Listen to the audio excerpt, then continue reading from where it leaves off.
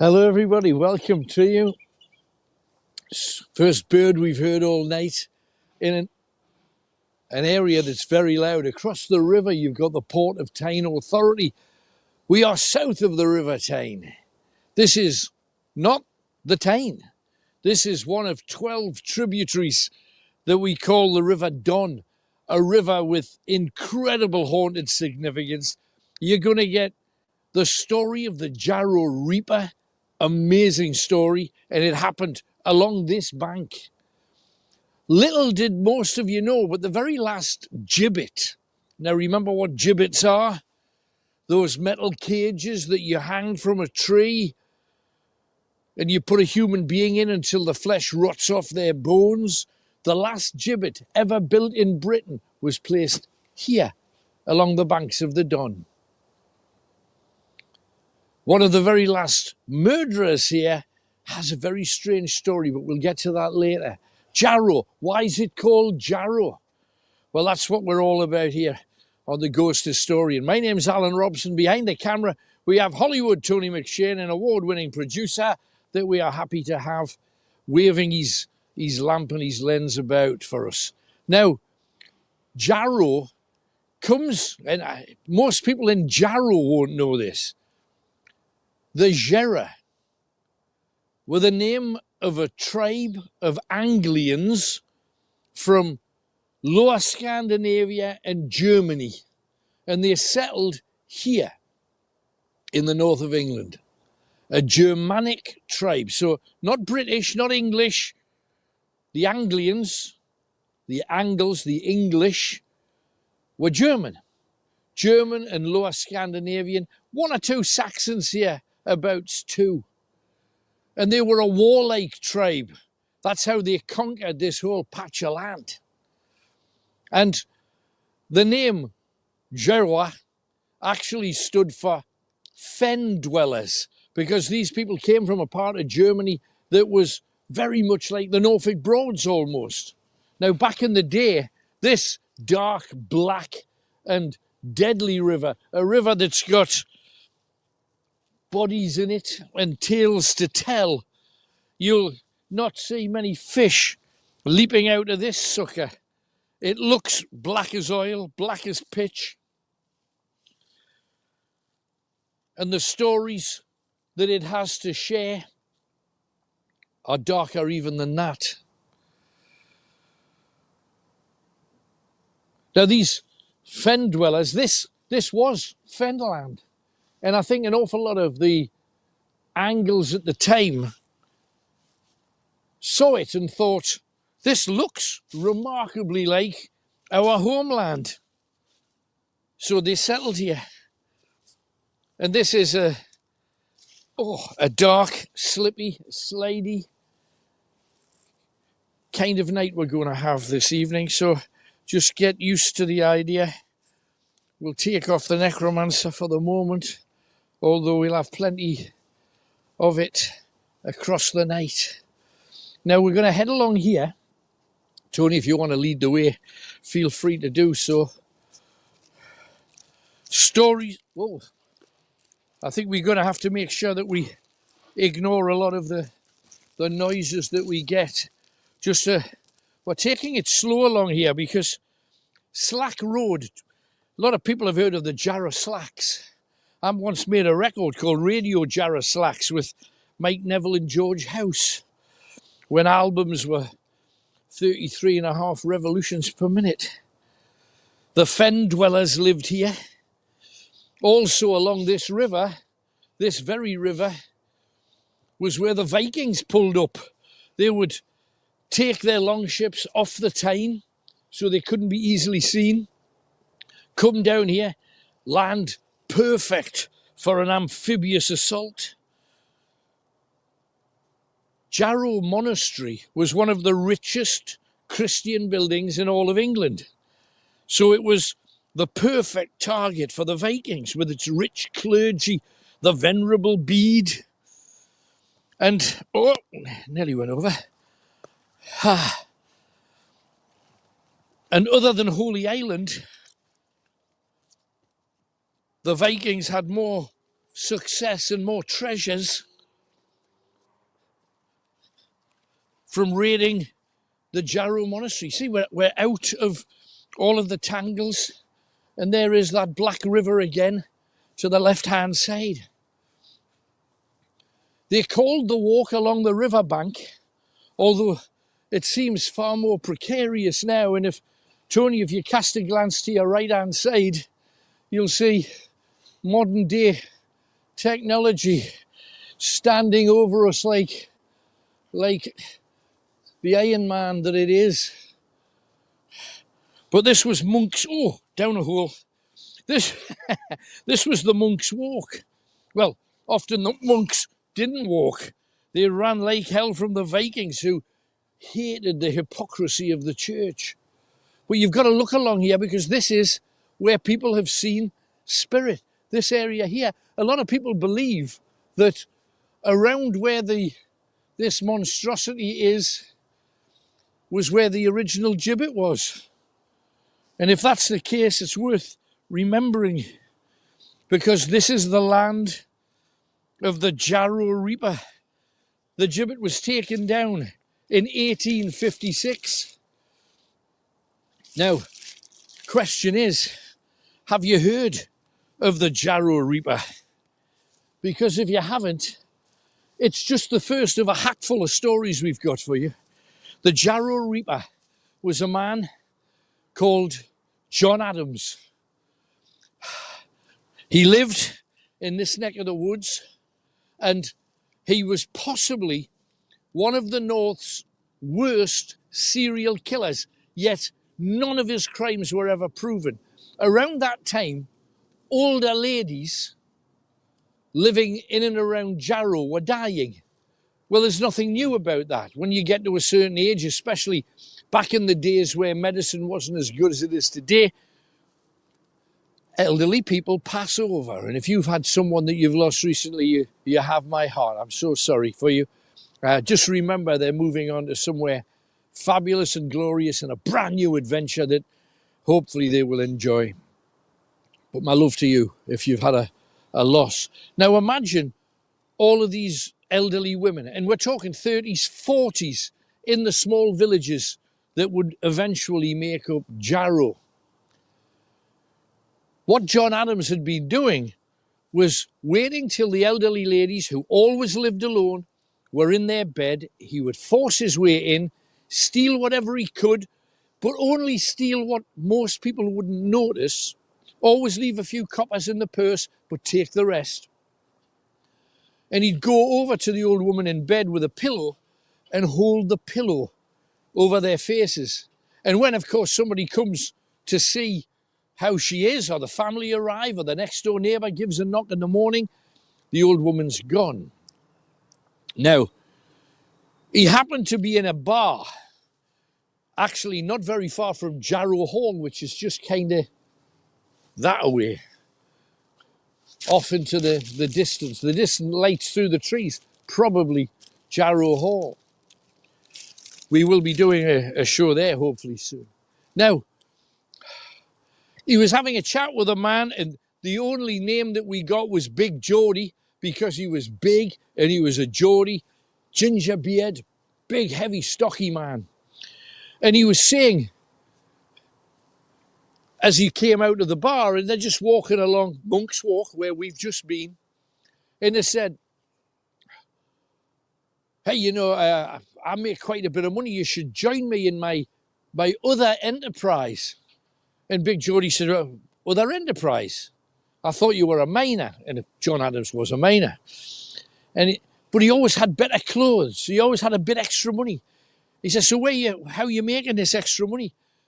Well, John Adams had known Big Geordie for about 7 or 8 years, trusted him. And he said, I've been killing old women. I've been creeping into their house and I've been suffocating them, taking everything they've got, and nobody even knows I've been there. Nobody even knows that they were murdered. Just looks like they died in their sleep. It's a doddle. You've just got to watch out for old ladies. And Big Geordie saw all of this and heard it and made it look certainly on his face that, oh, hey, that's great, that's really good. But there was more going on in Big Geordie's head. And as they were walking down here, they came to this site. Now, half a dozen people say they know where the Jarrow gibbet was. Some say it was at the end next to the Tyne. Most of the stories that I've found say that it was here, just before you come to the bend in the River Don, which, as you can see, is just here. The bend of the river goes around this corner here, and we're going to follow it around.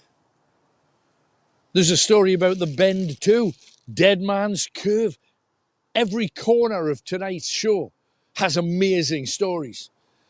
But back to the Jarrow Reaper, John Adam. Big Geordie and John Adam came over here, and there's the gibbet, and there's a rope hanging from the gibbet, a noose. Little kids during the day would come and play on it and swing and say, I've just been hanged, like kids would. And Big Geordie said, they both had a good drink. Tell you what, let's do a pretend hanging. Let's hang you for killing all those old women. And John Adam had a laugh and said, yeah, come on then. He steps up on the gibbet. Big Geordie puts the noose around his neck. Now he had his hands free. All of a sudden, Big Geordie's pulling the rope up. John Adams says, no, hey, no, it's hurting, it's hurting, it's hurting. Geordie dropped him to the ground, smacked him in the face 2 or 3 times till he was semi-conscious, and then pulled him back up in the air, legs and arms going, trying to get his fingers underneath the rope around his neck. Within no time at all, John Adam was dead, hanging on the gibbet. Little did John Adam know, Big Geordie's own mother, 4 weeks earlier, had been found dead in her house. And Big Geordie knew that she'd been really fit. She was showing no signs of being ill or wobbly remotely. She was in good nick. And then one day, she's dead. He knew John Adam would have killed her. So given the opportunity to pay him back for his own mother, he hanged him by his neck until he was dead. And then he did something that I think was eminently sensible. Now, back then, I don't know whether you can see the side of the, you can't really. A little bit further along you could, but down here, oh, perhaps over there's a better bet, Tony. Can you make that out, that mud bed, the silt? Yeah, kind of. Over the far side. Well, there's almost like a glacier of silt over there. And what that used to be on both sides of this dirty river called the Don. So what Big Geordie did was dragged the body down to the riverside beside the silt, cut open his stomach, put in 6 big heavy rocks, and then pushed the body under the silt so that it would suck him down. He's still there to this day. Nobody ever saw John Adam again. The people at the colliery asked the questions. Where is he? Is he coming to work today? He's not been home. And his ghost said to walk along here, the Monk's Walk, where we've just came from, along this dark, spooky track. Keep your eyes open, everybody. If you see anything along here, you really do want to make sure you tell Tell us about it. Oh, Elsie. That I'm fairly sure is the Port of Tyne Authority doing its banging and clanging. And over to you, Tony, if you want to lead the way. Got to be really careful on here because it is full of potholes, isn't it? I know, loads. You could end up falling down.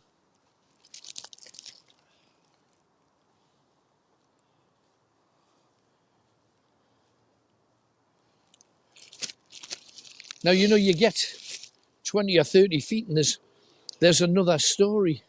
There's the silt, Tony. Oh, down there. Can you see it? Yeah. Just down here. Oh, look, what are they? Oh, there's swans moving around. I don't know whether you can see them. Could we get down there, or is that too dangerous? It's a bit... It could be slippy because it's starting to ice over now. Yeah, it is a bit. Well, hang on. But that's the silt. How amazing would it be if we could pick up the twisted skeletal hands of John Adam trying to get out of this mud monster? Oh, you were right.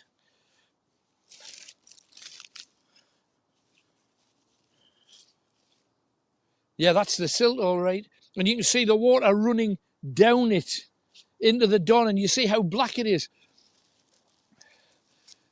Can you make out those posts? Yeah. Can you see them? Yes. Well, we'll go further down here. You can see more.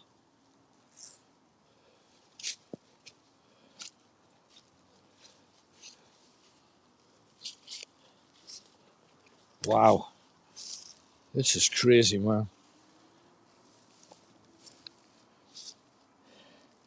I wonder how far down you'd have to go before you found his bones. You can see that clearly though, can't you? Oh, yeah. And look at those posts.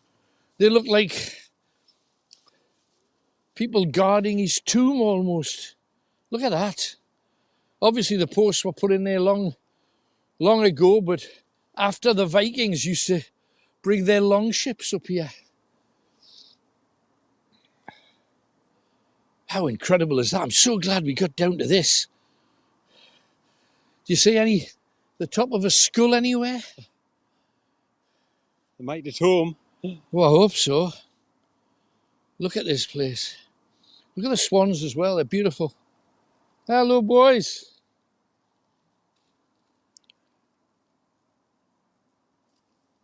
Do you hear voices there? Yeah. Did you hear voices at home? People shouting. I could hear what it sounded like. Right, let's see how much further we can get. Following the river. Well, there's a bridge, isn't it? Oh, that is the bridge. Listen. People crying out. God, look. We're nearly on the silt. We're nearly in it. Now, also down here, I have to tell you, I said there's a story literally everywhere here. Look at that. There's another tributary on the opposite side. You see it coming in? Just up there. Oh, yeah. Smaller stream. And there's those sentinels guarding it. Now, back in the day, a pilgrim came to Jarrow, with St. Bede and the resurgence in Christianity here. And a pilgrim came, went to the church and said, I'm feeling a bit fevered. Is there anywhere I could lie down? They let him lie down in one of the houses nearby. One of the parishioners said, come, lay at my hearth. Within 11 days, half of Jarrow had the Black Death. It was in the 790s. I think it was 793. And that one pilgrim killed off half of Jarrow. So there are many stories of bodies being burnt to stop, obviously, passing on the plague. Guess where they put the bodies? They set them on fire, and the ash from their bodies placed in here on the banks of the River Don. Now, this is actually Dead Man's Cove. And as I say, I cannot move any kind of distance without another story coming about. There's a great story about a Viking raid. The Vikings came. There was a mighty storm. The Christians spun it. God looked down and wanted to protect his monastery, so he killed the Vikings. It was just a storm. Half a dozen Viking longships smashed on the River Tyne. It was so tumultuous, they said at the time. Simeon, who wrote a book of the English church at the time, said, on the curve of the Don, that's this, remember the water was much higher back then, on the curve of the Don, a Viking ship loaded with our enemy and also some of the people that the Vikings had captured as slaves overturned right here. And it said, those that managed to clamber to the shore were mercilessly slain. Anybody that got to the shore, they killed, believing to be a Viking. Half of them were people from Jarrow that they'd captured, but they killed them all. Another writer, Harold Haraldsson, wrote in a saga called The Storm of the Storming, storming the monastery and then the storm taking out the longships. He wrote in that, we bled the monastery of all it had to offer and took the blood of its wicked priests. Now, the Christians obviously will not agree with the wicked priest bit, but the Vikings knew the hypocrisy of what was happening in Christian churches, abbeys, monasteries, which was essentially the monks sat back, their slaves did all the work, they coined in all the money and did everything that their religion told them that they shouldn't do. They were sleeping with anything they could sleep with, men, women, boys, girls. They were taking money off people that were struggling to be able to survive, everything the Vikings hated. And this is the curve on the River Don. Once again, we talk about the body of one man, Adam, in there. There's a lot more bodies lurking under this particular piece of water. And along this side, in 1887, a drayman saw a figure here, deformed, as if the face was covered with boils. He actually walked through him. And in 1988, in the Evening Chronicle, Shirley Gallagher told a story how she was outside the Clock. It's a pub in Jarrow, a very famous pub in Jarrow. And she and her three friends saw a man walk up towards them with ripped and raggy clothing, and his face looked as if it was oozing with pus. And it's thought that it could have witnessed one of the plague sufferers from the time when the plague was spread throughout Jarrow. Newcastle had it very bad on numerous occasions too. Now, when you're talking silt, this is the reason now why no long ship would ever be able to get up here. You can see how much silt is kind of gathered. Excuse me. You just wouldn't want to fall into that, would you, Toe? Nah, you wouldn't get out. No, you wouldn't. And there is Jarrow Bridge. And there's a good couple of stories. What's that? Tony, what's that? Oh, I think it's a shopping trolley. Is it? Upside down, yeah. Oh, is that what it is? I just saw something white floating in the river. Yeah, it looks, yeah. I think it's an upside down shopping trolley. Tell you what, Tony, while we're here, we've got a new little gadget. Let's put him on a tree. We've got a few trees here. Yeah, right, here he is. It's our teardrop. And let's face it, if ever you're going to put it in a place where tears deserve to be shed, it's here where so many... You've got no idea what's in that. What is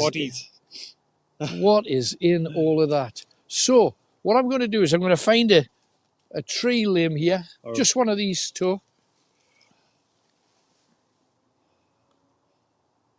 So it's a touch sensitive light, basically. So, as you can see, the tree's moving. It's not going off. Yeah. It needs to be touched. So what I'll do in the meantime is we'll stick the necromancer on, see if we can pick anything up at all here.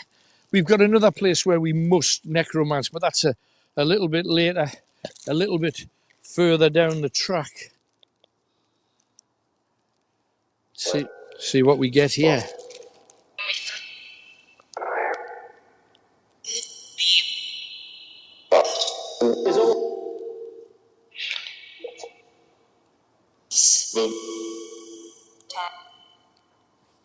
Is there anything here?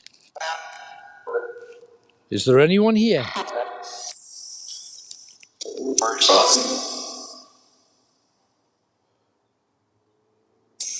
Do you see those pillars from a distance, Tony? It looks like there's people coming at you. Yeah. Isn't it? Wow. Just looks very eerie, this. This particular place, especially with that being there. Just me. What's your name? Peter. Hello, Peter. What are you doing here, Peter?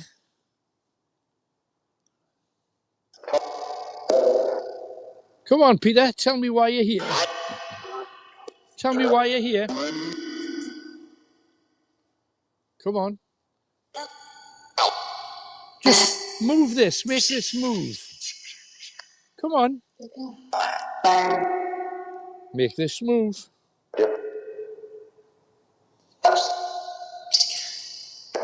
Thing is moving. Can you see it moving? It actually is moving. It's just not lighting. Make it go off. Come on, if there's anything here, if you're there, make this move. Touch it. Touch it. I've got voices behind me here as well.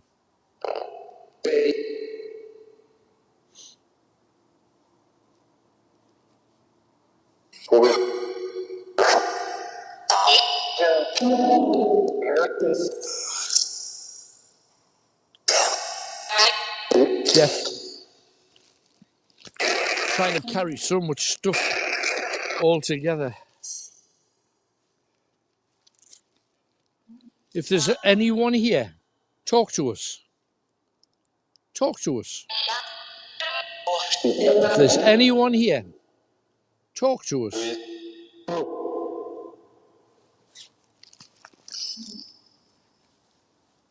Come on out, wherever you are. Wherever you are. Wherever you are, come on. Make yourself known to us. Did you hear that? Yeah. The Like a thing's scream. moving back and forwards as well. Sorry? The thing's moving back and forwards as well. There's no wind. And the tree's not moving. No. Make the light go off. Come on then. If that's you, make it go off. Make it go off. Come on.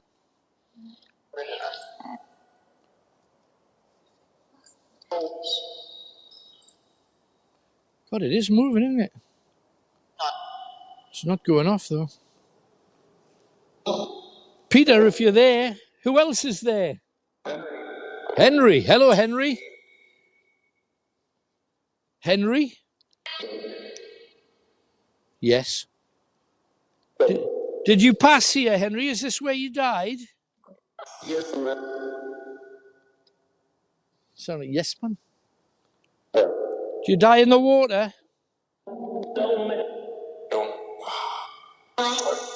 Did you drown? Were you hanged here on the gibbet? Were you hanged here?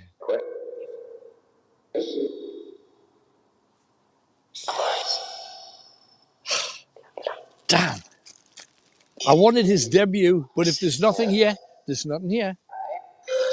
We're getting voices, we're getting him moving, but not enough.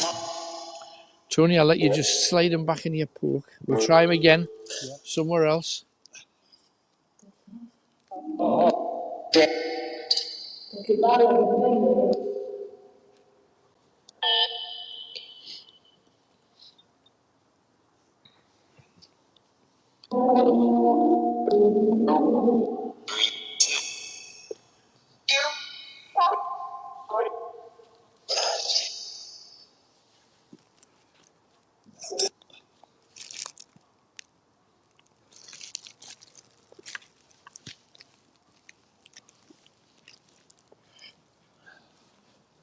Now,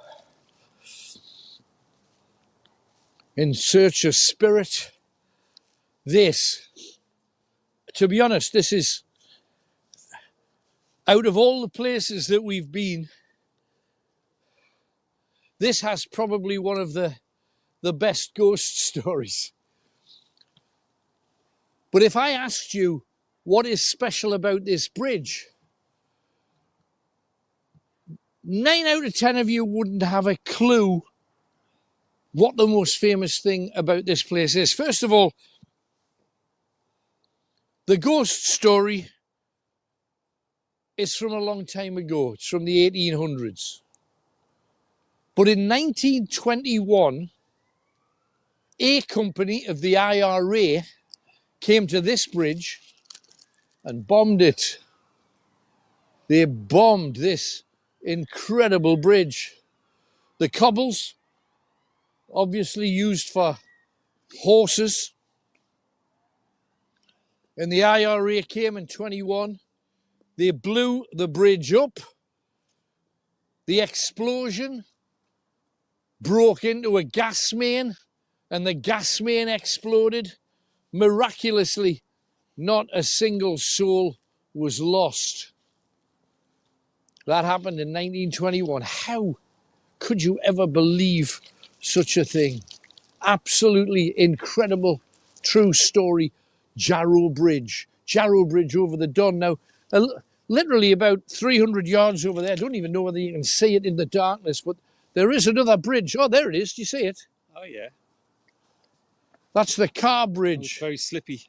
Yeah, cars go across that sucker. And if you look over the top, without dropping anything, Tony, please, you can see how the channels, you can understand how, while before this all silted up, how easy it would be for Viking longships. See the cars travelling over the top there. You'd be able to see how they could use these channels. But the ghost story of this place is a stonking one. It is a very special story indeed. It's the ghost of Mary Stoker and a man called Swinbanks from the late 1800s. Now, her ghost walks across this bridge every day. Every single day. Now, I know the bridge is all walled off. You can get across to the other side, and beyond that, you've got the Port of Tyne Authority who've put big metal gates up so you can't get by. But Mary's on this bridge. Is she on the bridge right now? I can't see her. I can't feel her. But let me tell you the story, because the story it's really a special one. Mary was a lovely girl. She made a mistake that a lot of people do. She married the wrong man. And Swinbanks was a brute. Used to brutalise her. If she didn't want to have sex, she'd have sex. There was no way he was going to allow her to have any kind of freedom. He belonged to her. She was his wife. Now, they never married. She was what we would describe today as a common law wife. But she stayed loyal, despite the broken teeth, despite the broken jaw, despite the damaged nose, the fractured ribs, the kicks to the stomach.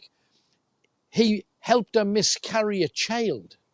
He didn't want any children, so literally kicked the child from her stomach. So this was a man who deserved hell to come and pay him a visit. And yet, unfortunately, it was it was Mary Stoker who got the hell. Eventually, like so many women do, the courageous, the brave, Mary decided she was going to have to leave him. She didn't have a choice. If she was going to stay alive, she had to leave this man. So she did. And she moved here. Behind where this fence is now, there were a number, I don't know whether you can see, they've got warehouses just over the back. Well, where these warehouses are, there used to be a long terrace of miners' cottages. And Mary Stoker's family lived in one of those cottages just through here. She had her happiest days of her life here, playing alongside her local river, the Don, running along the banks, skipping stones. Now, she'd been away from this man for about 5.5 months. She believed it was over. She didn't need a divorce. She'd never been married. And then one day, she went for a walk along this bridge, the bridge that she loved, right near home. As soon as she ever saw this bridge, she knew, I'm close to my mum. I'm close to me dad. Now, that was creepy. I just said that, and a light that wasn't there before just shone on the river there. Oh, that was actually quite spooky. That was quite spooky. The third light to the right-hand side.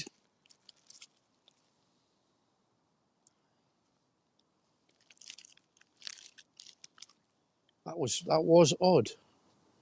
Something just moved across the light, almost as if there was a figure crossing the water. Well, could have been on the bridge, maybe. Or am I just wishful thinking? Just starting to smell the silt. Are you getting it, Tony? Yeah. There's a bit of that. Now, so there's Mary Stoker walking hand in hand with her new beau. And she's on her bridge. And she comes over here and she sits on the side, just chatting, talking about day-to-day things, and loving the fact that she's with a man who's not hurting her, a man who wanted nothing but the best for her. This could have been the beginning of something fantastic for Mary Stoker, and she deserved it. She'd been through the mill with this waste of skin. And then 2 days later, somebody at the colliery mentioned that he'd seen his lass, Mary Stoker, with another man on the bridge. And this infuriated him. He piled down here. He borrowed a gun, a pistol, from his brother.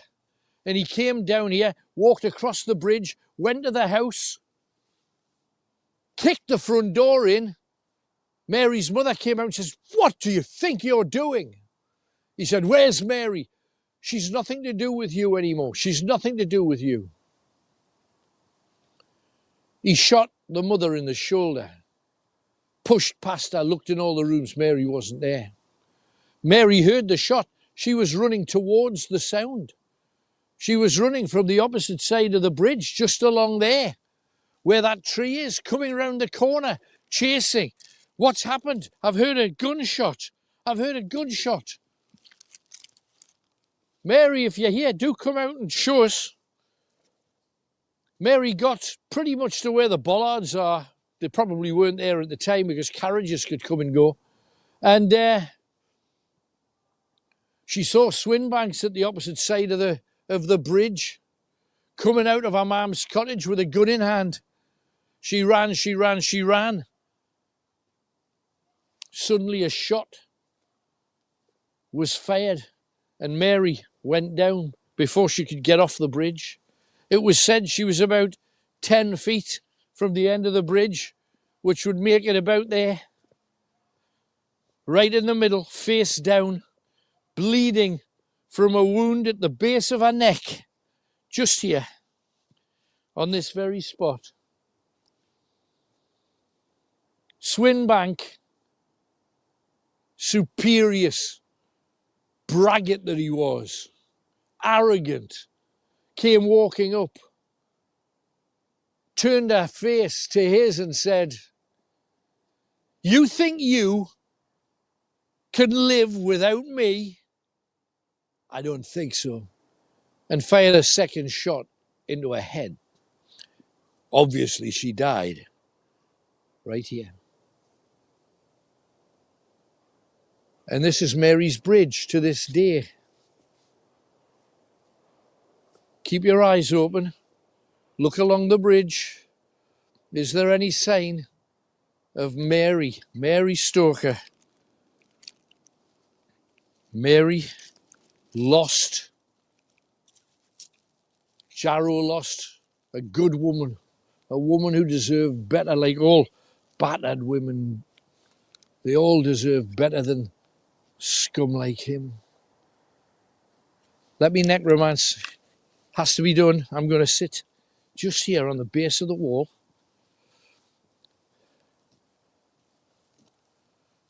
I noticed there's a Jarrow Bridge. The story of Jarrow Bridge is here, the official story. No sign of Mary Stoker being mentioned anywhere, which is one of the bigger tragedies.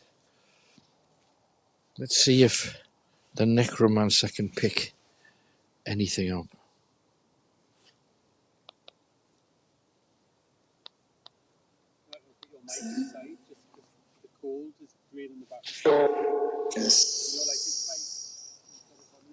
Okay.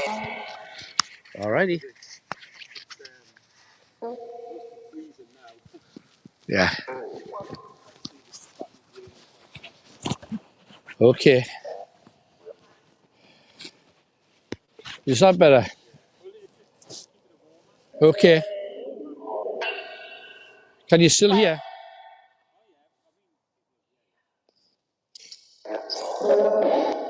Come on, Mary. Mary. Did that sound like a girl to you? Mary. If this is your bridge, we want to hear from you. Come on, Mary.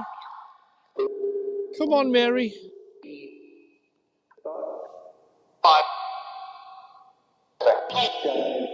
I want to talk to a woman. Is Mary there? The tragedy about Mary's story was that he was never brought to justice. He moved to East Bolden, or maybe West Bolden, but Bolden. And he lived the rest of his life under the name of Lloyd.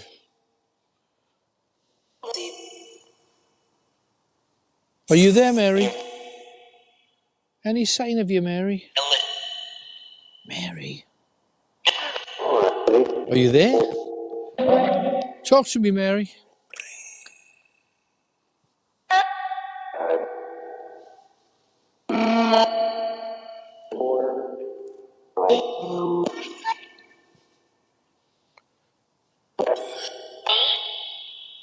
Come on. Come on, Mary. Voices from the silt. Do you hear that?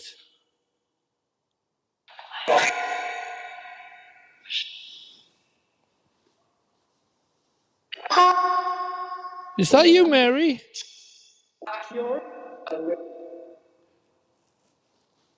Come on, Mary, we've come for you. We've come for you, Mary. With love and concern. Come show yourself.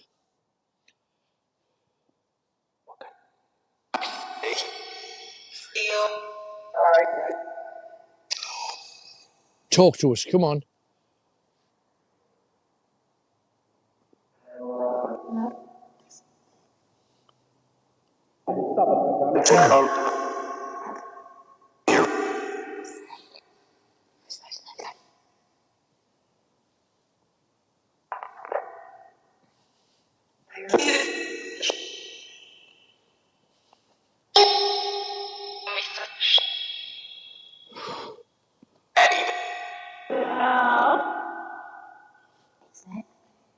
Is that Mary crying out?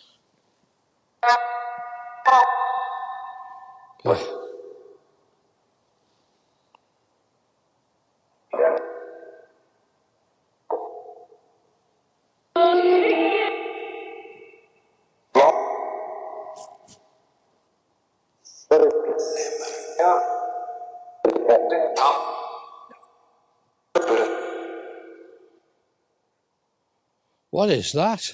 Can you see it at the far end? Is that Mary? I'd love to think that was Mary at the far end. Can you see it?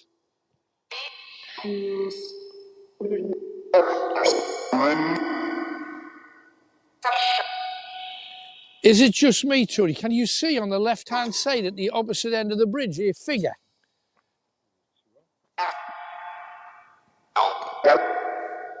Are the bollards at the other side? Is that a bollard?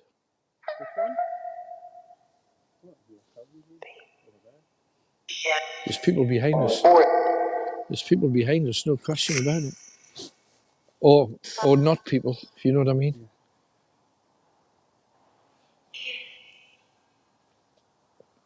Oh. Right. Oh, I see you set him again. I've had no joy with him so far. Doesn't mean we won't. We'll keep trying. So we'll take this down just for the moment. Last chance for you, Mary. Come on, lass. Come on. We came for you. We came for you. But you did not heed our urgency, as Bruce Springsteen once said, for cash. Come on. Wherever you happen to be.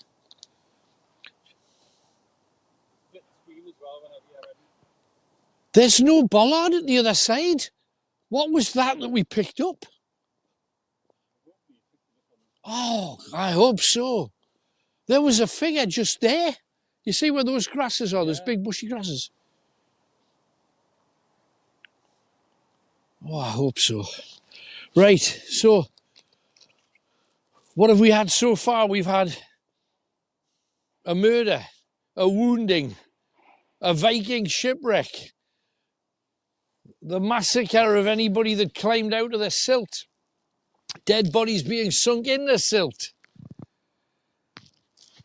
And we're barely halfway through. We're going to a monastery, we're going in and around the monastery. And it's a story that's got another attachment with the very last person ever to die on a gallows here in Jarrow. Actually, the second last, if I'm honest.